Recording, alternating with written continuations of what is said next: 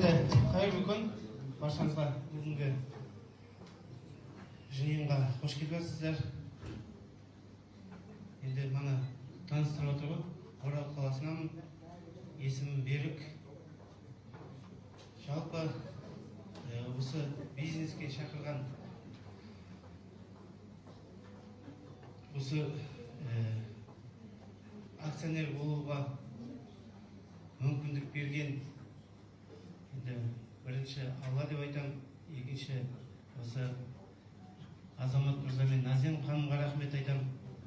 Осы компанияға шақырып, осы Лимон маркетплейс жөнінде түсіндіріп ақпарат берген.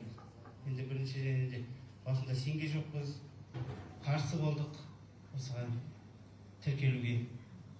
Неге десең, өзіміз басқа компанияда жүрдік та, басқа компанияларда мықты лидер болдық. Сосын бұл қалай болады енді, ана компаниядан мына компанияға ауысу деп қатты ойландық та. Бірақ енді біздер өзіміз жеке кәсіпкер болғасын электронный коммерцияның бағытын түсіндік та.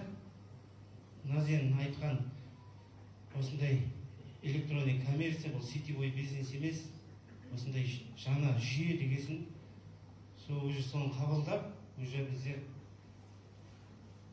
өзімізге 2 күн ба 3 күн ба ойланып осындай шешімге келіп, тіркеліп, оған дейін тіркелген жоқпыз біздер. Назен ханым акционер болғанын күттік. Сен қалай акционер боласың? Біздер сол кезде тіркелеміз дедік қой. 1 май күні мен акционермін деп таңертең звондады. Әбеттен кейін біздер тіркелдік уже. Біздер енді тіркелге бастағасын біздер деген любой бизнесте, қандай бизнес болса да Қазақстанда жүрдік қой. Қандай шетелдік компания болсын, қазақстандық компания үлкен жетістіктерге жетіп, отбасылық жұппыз. Үлкен статустарды бағындырамыз. Всегда. Енді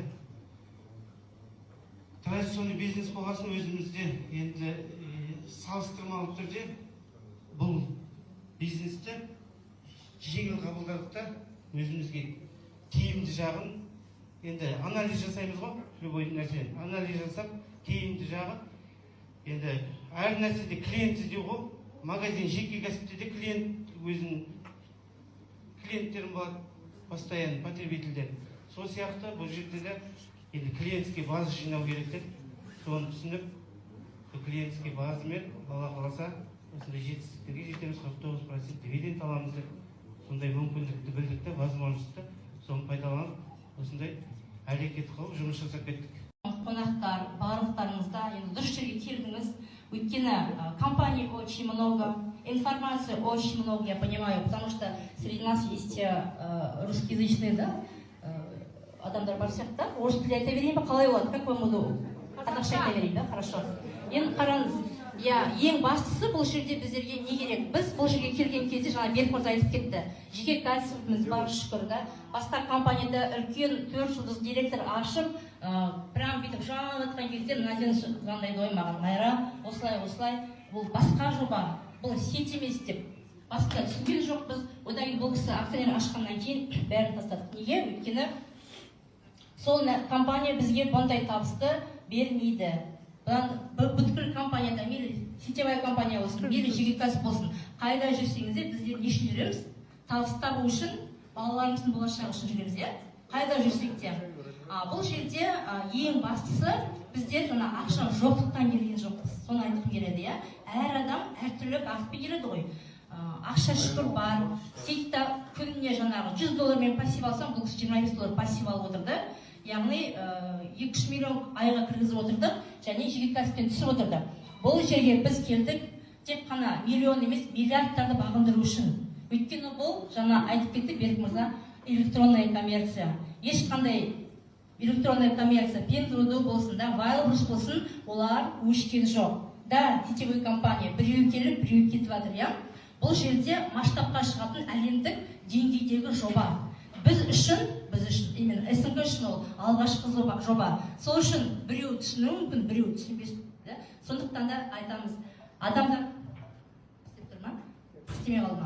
адамдар, біз как сетевикке келіңіз, кіріңіз, ойбай деп жаңағыдай жалынып шақырмаймыз.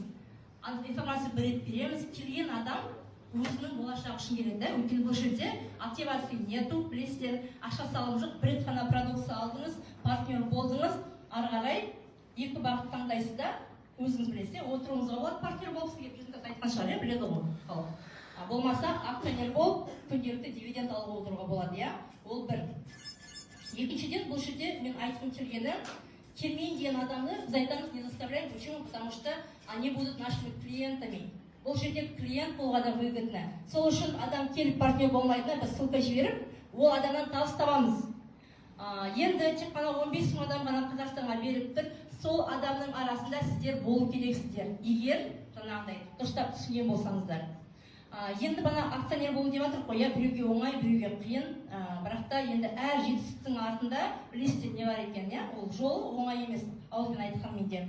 Бірақ басқа сетевая компания қараған кезде, бізде жаңа айттық қой, бриллиантта болдық, машина тұрдық басқа компанияда, но осындай аз ғана товары бар, всего лишь 50 мың жасап, перерыв есептеледі, статустан құлау жоқ, активация жоқ, күнделікті қазір біз отбасымызбен жақсы ақша тауып отырмыз. Бір рет келеміз, сіздер қашықтап отырғанымызды айтайық па? Айтпай қояйық па? Сен өзің боласың көресің ба? Аз дегенде күнделікті $550-600 түсіп отыр бізге. Аз дегенде. Понимаете? Қошаметтеп жіберіңіздер. Енді есептеңіз айға қанша алып отыр бізден? Есептеңізші, бар ма калькулятор? Алып отыр, шүкір, иә? Бұл маркетплейс әлі іске қосылмай жатқан кезде, көрдіңіз бе? Но сіздер дәл уақытта келдіңіздер. Ертең маркетплейс іске қосылғаннан кейін плюс бізге не қосылады? Дивиденды 49% бізге уже қосылатын болады. Сонда қанша табатын боламыз? Потому что біздер президенттің өзінің алдынан шыққан сөзді жібердік та, біздер потому что Қытайға барып келдік. Ешқандай компанияда бір 4-5 ай, 4 ай болды біздің келгенімізге. Компания келген 5-6 ай ғана болды. Соның ішінде біз 2% қалдық. Өте аз уақыт ішінде. 2 айдың ішінде акционер болдық, 1 айдан кейін жолдасым акционер болды, иә?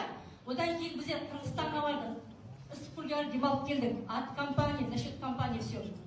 Бір тиын ақша шыққан жоқ. Екіншіден біздер Қытайға барып келдік. Все за счет компании. Кез келген компанияда бізде шетелдік саяхат алдық, но ол жерде экскурсияны қалтамыздан шығатын еді ғой. Бұл жерде даже айтты ғой, экскурсияда компания төледі ғой. Біз барған жерімізде Қытайда 19 рестораннан тамақ ішкен екенбіз. Представляете? Артымызда видео топ көрсетіп жүрміз.